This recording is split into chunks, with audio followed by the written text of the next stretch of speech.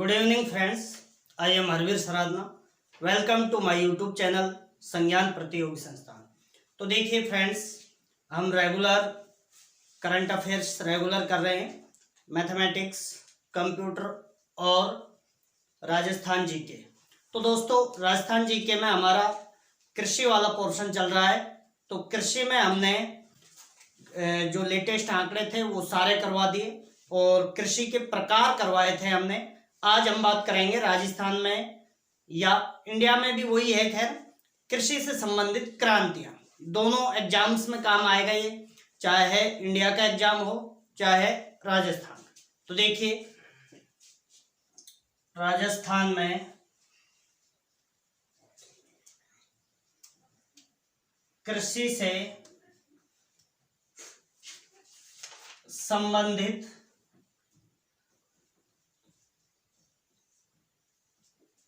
क्रांतियां। तो दोस्तों, हम राजस्थान में जो भी कृषि से संबंधित हैं, वैसे राजस्थान और भारत में सभी जगह वो कृषि से संबंधित क्रांतियां आई थी दोस्तों। तो देखिए, हम बात करेंगे, सबसे पहली क्रांति है दोस्तों हरित क्रांति। हरित क्रांति। तो देखिए, हरित क्रांति की हम बात करते हैं दोस्तों। तो देखिए, क्या था कि भारत है जो जैसे ही 1947 में आजाद हुआ था, उसके बाद 1962 में चाइना से युद्ध हो गया था। इस वजह से फिर 1965 में पाकिस्तान के साथ युद्ध हो गया था। इस वजह से क्या हुआ, भारत में खाद्यान्न की पूर्ति नहीं थी, यानी कुछ लगभग 33 से 40% लोग हैं जो एक टाइम का खाना खा रहे हैं, तो एक टाइम का नहीं है। इस तरह की स्थितियां थी राजस्थान में और भारत में, काफी बेरोजगारी और भुखमरी थी दोस्तों। तो इस वजह से कुछ क्रांतियां लाई गई। तो सबसे पहले हम डिस्कस करेंगे हरित क्रांति की। तो देखिए, हरित क्रांति आपको दो एंगल से देखनी है दोस्तों। हरित क्रांति वैसे किससे संबंधित है? खाद्यान्न फसलों से। देखिए, संबंधित किससे है दोस्तों? संबंधित, हरित क्रांति संबंधित है खाद्यान्न फसलों से। खाद्यान्न फसलों से, यानी जितने भी खाद्यान्न है, चाहे मोटे अनाज हो या गेहूं या जो धान वगैरह है, चावल है, इन सब के लिए कौन सी क्रांति लाई गई थी दोस्तों? हरित क्रांति। लेकिन इस क्रांति का सर्वाधिक प्रभाव किस पर पड़ा? सर्वाधिक प्रभाव पड़ा गेहूं पर, गेहूं और चावल पर। तो देखिए, आपको ये भी क्वेश्चन पूछा जाएगा कि हरित क्रांति का सर्वाधिक भारत में प्रभाव किस पर पड़ा? तो देखिए, सर्वाधिक प्रभाव पड़ा था गेहूं और चावल पर। तो देखिए, सर्वाधिक प्रभाव गेहूं एवं चावल, ये आपको ध्यान रखना है दोस्तों। हरित क्रांति का सर्वाधिक प्रभाव गेहूं व चावल। लेकिन ये शुरू किसके लिए की गई थी? सभी खाद्यान्न फसलों के लिए। लेकिन प्रभाव किस पर पड़ा? गेहूं व चावल पर। अब हम बात करते हैं दोस्तों। तो देखिए, विश्व स्तर का आपको देखना है। एक तो विश्व स्तर पर तो इसके जनक कौन थे और भारत में इसके जनक कौन थे दोस्तों? तो देखिए, एक तो विश्व स्तर पर देखना है हमें और एक भारत के स्तर पर देखना है। और ये दोस्तों कब शुरू की गई थी? ये कब आई थी? 1966-67 में। 1966-67 में हरित क्रांति की शुरुआत हुई थी दोस्तों। ठीक है, तो विश्व स्तर पर इसके जो जनक माने जाते हैं, इसके जनक हैं Norman E Borlaug. Norman E Borlaug. तो देखिए, विश्व स्तर पर हरित क्रांति के जनक नॉर्मन ई बोरलॉग हैं दोस्तों। और भारत में हरित क्रांति के जनक कौन हैं? एम.एस. स्वामीनाथन। ये आपसे पूछा जाएगा दोस्तों कि भाई भारत में हरित क्रांति के जनक कौन हैं? तो एम.एस. स्वामीनाथन है। और विश्व स्तर पर हरित क्रांति के जनक कौन है दोस्तों? विश्व स्तर पर है नॉर्मन ई बोरलॉग। ये कहाँ के हैं दोस्तों? यूएसए के, यूनाइटेड स्टेट ऑफ अमेरिका, यानी अमेरिका के हैं, संयुक्त राज्य अमेरिका के, नॉर्मन ई बोरलॉग।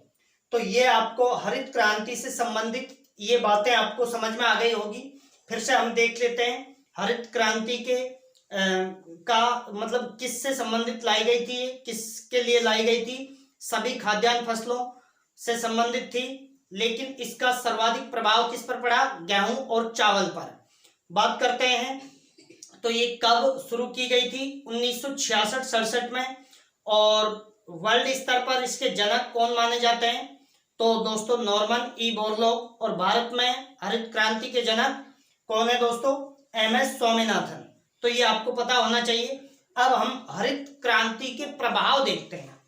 तो देखिए हरित क्रांति के क्या क्या प्रभाव हुए दोस्तों। हरित क्रांति के प्रभाव,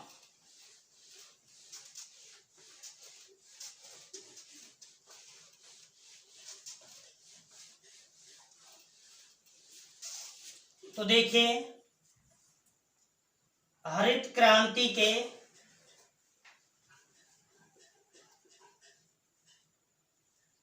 प्रभाव, तो देखिए हम बात करते हैं भाई क्या क्या हुआ दोस्तों। इससे एक तो खाद्यान्न की पूर्ति हुई, देखिए गेहूं एवं चावल पर्याप्त मात्रा में उत्पादित होने लगा,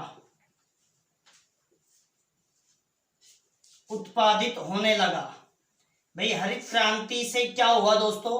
एक तो गेहूं और चावल सर्वाधिक प्रभाव इन्हीं पर पड़ा, तो सबसे ज्यादा उत्पादित होने लगा। सब लोगों तक गेहूं और यानी खाद्यान्न की पहुंच सुनिश्चित हो पाई, ठीक है, यानी सभी लोगों तक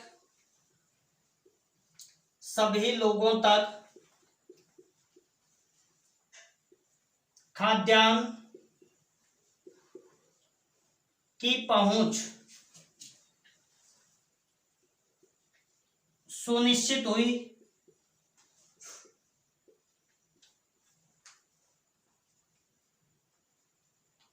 इसके बाद हम बात करते हैं दोस्तों, तो देखिए इससे कुछ असमानताएं भी उत्पन्न हुई, यानी क्षेत्रीय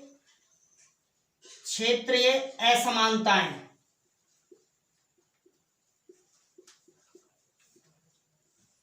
उत्पन्न हुई। कैसे हुई दोस्तों क्षेत्रीय असमानताएं? ये इस प्रकार हुई क्योंकि जिन राज्यों में चावल और गेहूं की फसल अधिक की जाती है, जहां पर चावल और गेहूं से संबंधित जो कृषि भूमि है वो अधिक है, वहां पर तो क्या ये अधिक मात्रा में उत्पन्न होने लगा, वहां के लोग हैं जो काफी धनी होने लगे, ठीक है। तो इसलिए क्षेत्रीय असमानताएं उत्पन्न हुई, क्योंकि जैसे एक तो पंजाब और हरियाणा ये काफी समृद्ध हो गए दोस्तों, पंजाब और हरियाणा के किसान काफी समृद्ध हुए इससे, ठीक है। तो ये क्षेत्रीय असमानता, ठीक है। सामाजिक असमानता भी उत्पन्न हुई दोस्तों, सामाजिक असमानता भी उत्पन्न हुई, क्योंकि दोस्तों जब किसी जिन व्यक्तियों के पास इकोनॉमिक रूप से वो स्ट्रांग हो जाते हैं तो वो अपने आप को थोड़ा ऊंचा स्तर पर समझने लगते हैं, और जो इकोनॉमिक रूप से पिछड़ जाते हैं वो उनका लेवल कम होता है, ये स्वाभाविक ही है। तो सामाजिक असमानता भी उत्पन्न हुई, और दोस्तों बेरोजगारी बढ़ी, बेरोजगारी बढ़ गई। कारण क्या हुआ दोस्तों? एक तो कृषि क्षेत्र में बहुत सारे जो लोग लगे हुए थे, क्योंकि हरित क्रांति में क्या हुआ, जैसे उर्वरकों का अत्यधिक उपयोग होने लगा, और दोस्तों जैसे ये कृषि पूरी तरीके से हरित क्रांति के बाद वैज्ञानिक कृषि होने लगी, यंत्रों का सर्वाधिक उपयोग होने लगा, इस वजह से काफी लोग जो मतलब खुद ही खेतों में हल चलाते थे और फिर उसके बाद ट्रैक्टर वगैरह ये सब आ गए, तो क्या हुआ उससे काफी लोग हैं जो जैसे मजदूर खेतों में, भाई किसी जमींदार के मान लीजिए 10 हेक्टेयर जमीन है, तो उसमें क्या उसको काफी मजदूर लगाने पड़ते थे। लेकिन जब यंत्रीकरण हुआ कृषि का, इसके बाद हरित क्रांति के बाद यंत्रीकरण हुआ, जैसे भाई ट्रैक्टर आ गया, हल आ गया और भी काफी मशीनें आती चली गई, जिससे मजदूरों का काम क्या हो गया, कम होता चला गया। तो कृषि क्षेत्र में जो मजदूर लगे हुए थे वो बेरोजगार हो गए। तो इसकी वजह से आपको ये बात ध्यान रखनी है कि बेरोजगारी बढ़ी। ये फैक्ट सारे के सारे आपको आरएस जैसे एग्जाम में पूछे जा सकते हैं, आरएएस जैसे एग्जाम में, ठीक है। और आजकल तो कोई भी एग्जाम, आरपी हो, पटवार हो, कोई भी एग्जाम आप राजस्थान का दोगे, टॉप लेवल का ही क्वेश्चन आते हैं, अप्लाइड क्वेश्चन आते हैं, जो एक तरह से जो आपके अंदर कॉमन सेंस है, आपके अंदर माइंड है, उस आधार पर आंसर दिए जाते हैं। तो ये फैक्ट आपको वहां पर काम आएंगे। तो ये हरित क्रांति आपको आराम से समझ में आ गई होगी। इसके बाद दोस्तों हम बात करते हैं श्वेत क्रांति की। तो सेकंड नंबर की बात, दूसरी क्रांति कौन सी है दोस्तों? दूसरी हम बात करेंगे श्वेत क्रांति की।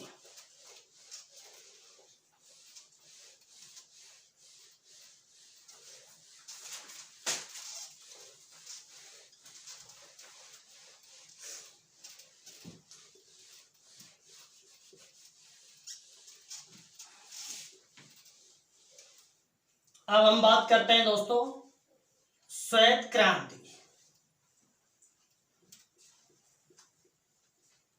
तो दोस्तों ये किससे संबंधित थी? मतलब उसमें हरित क्रांति में तो खाद्यान्न फसलों को उत्पादन बढ़ाना ये लक्ष्य रखा गया था। और श्वेत क्रांति में किसका लक्ष्य रखा गया था दोस्तों? दुग्ध उत्पादन का, यानी दूध को बढ़ाने के लिए ये क्रांति लाई गई थी। दूध का टारगेट, यानी वर्ल्ड स्तर पर पहला स्थान प्राप्त करे भारत, इसलिए ये श्वेत क्रांति लाई गई थी। और आज भारत है जो विश्व में पहले नंबर पर दुग्ध उत्पादक देश है। तो देखिए हम बात करते हैं श्वेत क्रांति। तो देखिए इसकी शुरुआत कब हुई थी दोस्तों? सबसे पहले तो आपको शुरुआत ध्यान रखनी है, इसकी शुरुआत हुई थी 1970 में। श्वेत क्रांति की शुरुआत 1970। दूसरा पॉइंट आपको इसमें ध्यान रखना है कि भाई इसके जनक कौन थे? वर्गीज कुरियन। तो देखिए जनक आपको ध्यान रखना है, जनक वर्गीज कुरियन। अब बात करते हैं दोस्तों हरित क्रांति के जनक कौन थे भारत में? एमएस स्वामीनाथन। वर्ल्ड स्तर पर कौन थे? नॉर्मन ई बोरलॉग, ठीक है।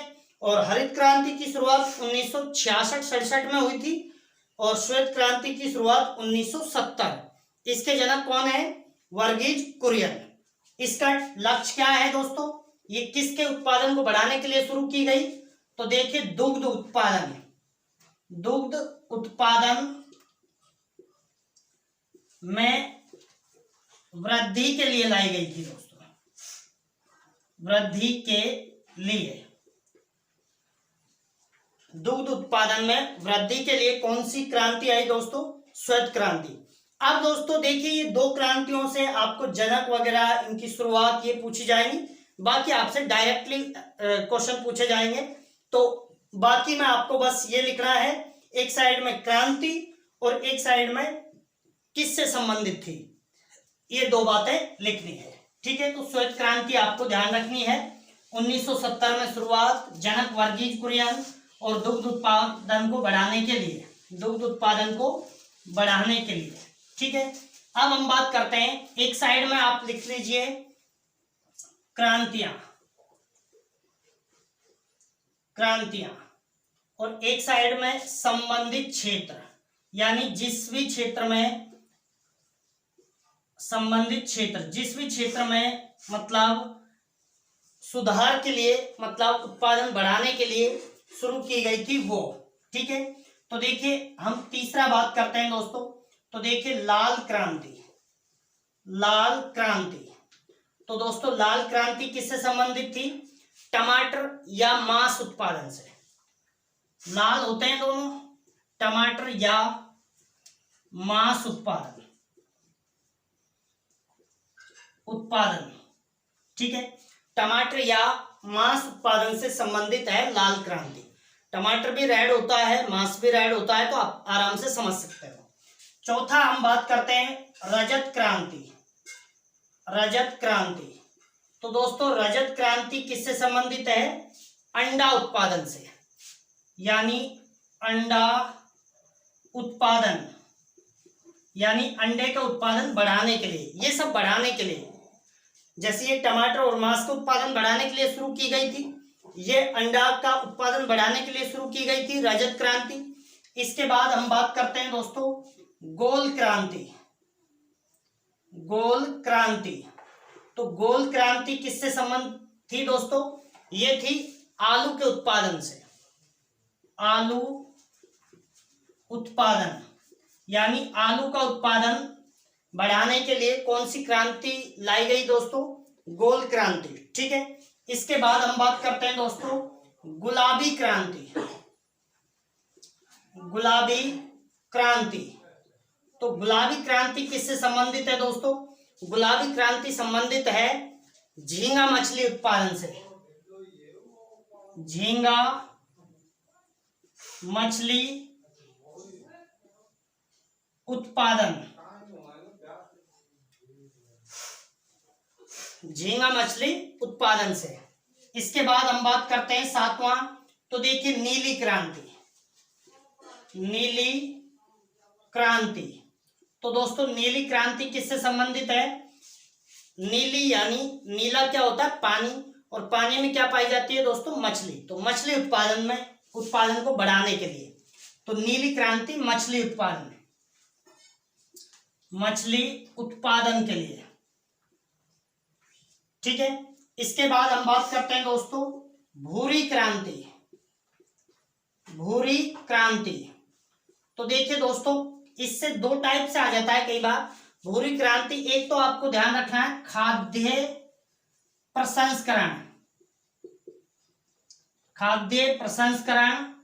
और एक ध्यान रखना है आपको रसायन एवं उर्वरक। कई बार भूरी क्रांति में ये ऑप्शन में नहीं मिलेगा, खाद्य प्रसंस्करण यानी फूड प्रोसेसिंग नहीं मिलेगा, तो ऑप्शन में मिल सकता है आपको उर्वरक एवं रसायन। तो देखिए, या फिर आप क्या कह सकते हो, रसायन या उर्वरक, रसायन या उर्वरक। तो देखिए रसायन व उर्वरक को बढ़ाने के लिए कौन सी क्रांति आई थी? भूरी क्रांति। इसके बाद हम बात करते हैं दोस्तों 9वां नंबर, तो ये थी दोस्तों पीली क्रांति। तो देखिए पीली क्रांति की हम बात करते हैं, तो दोस्तों पीली क्रांति तिलहन उत्पादन के लिए आई थी दोस्तों। तिलहन उत्पादन बढ़ाने के लिए कौन सी क्रांति शुरू की गई थी दोस्तों? पीली क्रांति। लेकिन इसका भी सर्वाधिक प्रभाव किस पर पड़ा? सरसों पर। तो देखिए इसका सबसे ज्यादा प्रभाव किस पर पड़ा? सरसों पर। तो आपको पीली क्रांति में या तो सरसों देगा या तिलहन उत्पादन। यदि दोनों दे देता है, तिलहन उत्पादन और सरसों, तो आपको तिलहन उत्पादन करना है, क्योंकि वो प्रभाव सरसों पर पड़ा। लेकिन लाई तो किसके लिए गई थी? सभी तिलहन फसलों के लिए, जिनमें तेल निकलता है उन सब के लिए लाई गई थी, ठीक है। इसके बाद आपको 10वां नंबर ध्यान रखना है दोस्तों, तो देखिए कृष्ण क्रांति। दोस्तों कृष्ण क्रांति अलग चीज के लिए है, नहीं तो देखिए कृष्ण का मतलब भी काला होता है और काला का मतलब भी काला। तो देखिए कृष्ण क्रांति तो आई थी किससे संबंधित? बायोडीजल के लिए। बायोडीजल के लिए आई थी कृष्ण क्रांति, तो बायोडीजल के लिए लाई गई थी। और जो काली क्रांति थी वो पेट्रोलियम के लिए लाई गई थी। तो अब आपने यहां तक छाप लिया होगा दोस्तों, नहीं छापा तो आप स्क्रीनशॉट ले लीजिए। उसके बाद हम आगे बात करते हैं। तो 10 क्रांतियां हो गई हैं, इसके बाद हम आगे बात करते हैं, क्योंकि कृष्ण क्रांति बायोडीजल और काली क्रांति पेट्रोलियम के लिए, ठीक है। तो देखिए आगे हम बात करते हैं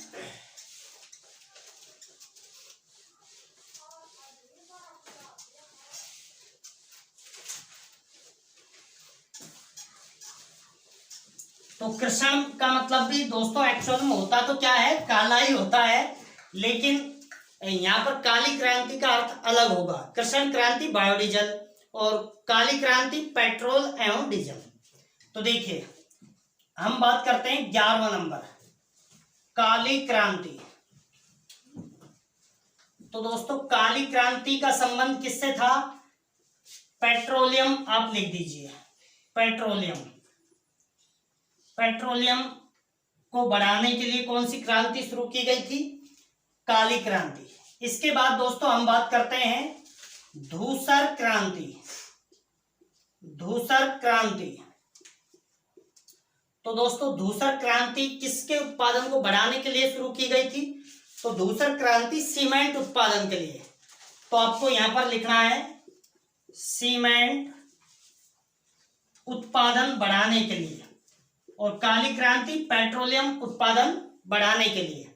धूसर क्रांति सीमेंट से संबंधित थी दोस्तों। अब हम बात करते हैं, तो इसके बाद हम बात करते हैं silver fibre. Silver fibre. Silver fibre किससे संबंधित थी दोस्तों? कपास। कपास उत्पादन। सिल्वर फाइबर यानी एक तरह से सफेद क्रांति थी जो कपास उत्पादन से संबंधित थी, सिल्वर फाइबर। इसके बाद हम बात करते हैं गोल्डन फाइबर। Golden fibre. तो दोस्तों गोल्डन फाइबर किससे संबंधित थी? गोल्डन फाइबर थी जैतून उत्पादन से। जैतून उत्पादन।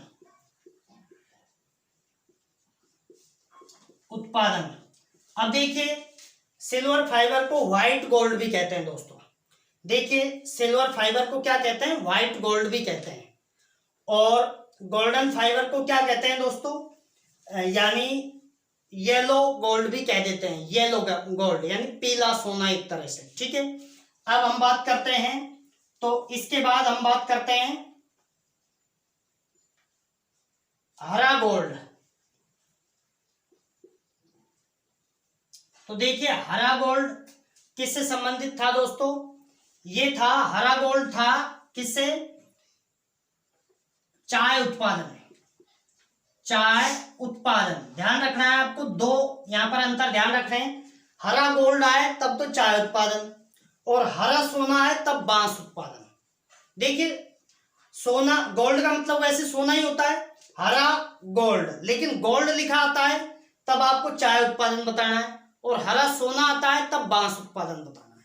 ठीक है, तो देखिए इसके बाद हम बात करते हैं हरा सोना क्रांति। तो देखिए हरा सोना क्रांति किससे संबंधित है दोस्तों? यह है बांस उत्पादन। बांस उत्पादन। इसके बाद हम बात करते हैं तो अमृत क्रांति। अमृत क्रांति। तो दोस्तों अमृत क्रांति किससे संबंधित थी? तो देखिए नदी जोड़ो परियोजना से संबंधित, नदियों को जोड़ने से संबंधित। तो देखिए नदियों को जोड़ने से संबंधित, जोड़ने से संबंधित। तो आपको देखिए ये थोड़ा ध्यान रखना है। सिल्वर फाइबर आए कपास उत्पादन, गोल्डन फाइबर आए जैतून उत्पादन। सिल्वर फाइबर को व्हाइट गोल्ड कहते हैं और गोल्डन फाइबर को येलो गोल्ड कहते हैं दोस्तों। ठीक है, और हरा गोल्ड आता है तो चाय उत्पादन, और हरा सोना आता है। गोल्ड का ही हिंदी आ जाए यहाँ पर, गोल्ड का हिंदी अर्थ क्या होता है? सोना होता है। तो हरा सोना है तब आप वो मत कर देना चाय उत्पादन की, इसका हिंदी तो है ये, बांस उत्पादन करना है आपको। और अमृत क्रांति, नदियों को जोड़ा जाता है, एक नदी का पानी दूसरे नदी में भेजा जाता है, तो इसको क्या कहते हैं दोस्तों? अमृत क्रांति। ठीक है, इसके बाद हम बात करते हैं दोस्तों तो गंगा क्रांति। 18वां नंबर है गंगा क्रांति। तो दोस्तों गंगा क्रांति का संबंध किससे था?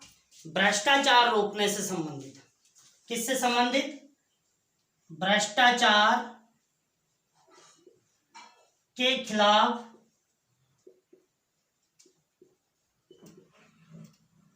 सदाचार, यानी इसका मतलब क्या है, भ्रष्टाचार के खिलाफ लड़ना, भ्रष्टाचार के खिलाफ सदाचार। ये दोस्तों गंगा क्रांति आपको याद रखनी है। इसके बाद आपको ध्यान रखनी है, ये भी काफी इंपॉर्टेंट है, कई एग्जाम में पूछी जाती है, गंगा क्रांति भी दोस्तों। एक है सैफ्रॉन क्रांति, सैफ्रॉन क्रांति। तो देखिए सैफ्रॉन क्रांति किससे संबंधित है दोस्तों, यह है केसर उत्पादन। और भारत में केसर का उत्पादन कहां पर होता है दोस्तों, भारत में जम्मू कश्मीर में। तो देखिए ये केसर उत्पादन से संबंधित है। और आपसे ये पूछा जाए भारत में केसर का सबसे ज्यादा उत्पादन कहां पर होता है, एकमात्र उत्पादक केसर का कौन है, जम्मू कश्मीर ही है भारत में। ठीक है, इसके बाद हम बात करते हैं, तो सैफ्रॉन क्रांति आपको समझ में आ गई होगी। इसके बाद हम बात करते हैं परामनी क्रांति, परामनी क्रांति। तो दोस्तों परामनी क्रांति किससे संबंधित है, ये भिंडी उत्पादन से संबंधित, भिंडी उत्पादन से संबंधित। तो भिंडी उत्पादन से संबंधित आपको ध्यान रखनी है दोस्तों, परामनी क्रांति। ठीक है, इसके बाद हम बात करते हैं दोस्तों, तो इसके बाद हम बात करेंगे सदाबहार क्रांति, सदाबहार क्रांति। तो सदाबहार क्रांति किससे संबंधित थी दोस्तों, बायोटेक से लेकर, यानी जैव तकनीकी, जैव तकनीकी, यानी मिट्टी की गुणवत्ता को बढ़ाने के लिए, जैव तकनीकी या मिट्टी की गुणवत्ता को बढ़ाने के लिए कौन सी क्रांति लाई गई थी दोस्तों, सदाबहार क्रांति। इसके बाद हम बात करते हैं तो इंद्रधनुष क्रांति, इंद्रधनुष क्रांति। तो इंद्रधनुष क्रांति दोस्तों सभी क्रांतियों को देख रेख के लिए, सभी क्रांतियों की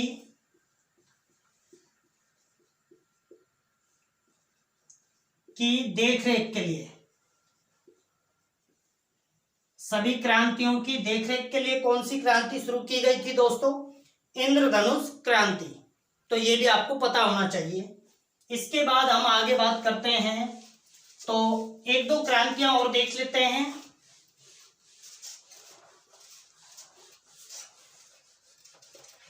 तो दोस्तों एक थी मूक क्रांति, मूक क्रांति। तो दोस्तों मूक क्रांति मोटे अनाज उत्पादन को बढ़ाने के लिए। तो देखिए मोटे अनाज का उत्पादन, मोटे अनाज का उत्पादन, मोटे अनाज का उत्पादन बढ़ाने के लिए कौन सी क्रांति लाई गई थी दोस्तों, मूक क्रांति। जैसे मोटे अनाज में मक्का है, ज्वार है, ये आ जाते हैं दोस्तों। इसके बाद हम बात करते हैं तो मूक क्रांति के बाद खाकी क्रांति, खाकी क्रांति। तो खाकी क्रांति दोस्तों किसके लिए शुरू की गई थी, खाकी क्रांति लाई गई थी चमड़ा उत्पादन बढ़ाने के लिए, चमड़ा उत्पादन। और दोस्तों एक और देख लेते हैं एनएच क्रांति, एनएच क्रांति नेशनल हाईवे क्रांति। दोस्तों ये किससे संबंधित थी, स्वर्णिम चतुर्भुज के लिए चलाई गई थी ये, स्वर्णिम चतुर्भुज। अच्छा स्वर्णिम चतुर्भुज में वैसे आप जानते ही होंगे कि भाई स्वर्णिम चतुर्भुज में भारत के 4 बड़े शहरों को जोड़ा गया था राजमार्गों से, हाईवे से। ठीक है दोस्तों, देखिए कैसे है।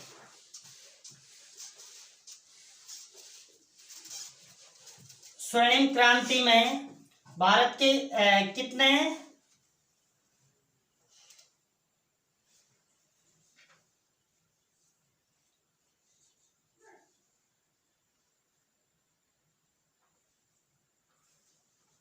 भारत के 4 शहरों को जोड़ा गया था। जैसे ये कोलकाता, कोलकाता, एक दोस्तों चेन्नई, मैं थोड़ा ऊपर लिख रहा हूं, चेन्नई, एक दोस्तों दिल्ली,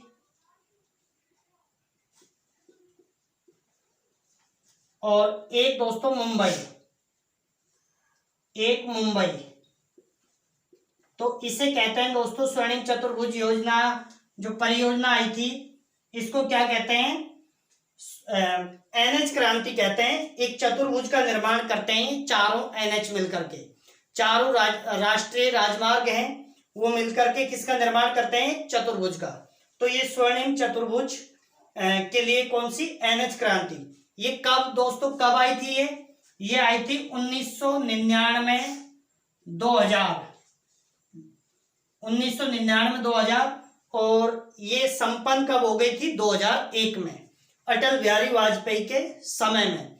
तो देखिए दोस्तों, आज हमने राजस्थान की कृषि से संबंधित, और भी हमने जो कृषि से संबंधित नहीं थी, लगभग सभी क्रांतियां आपको कंप्लीटली करवाई हैं।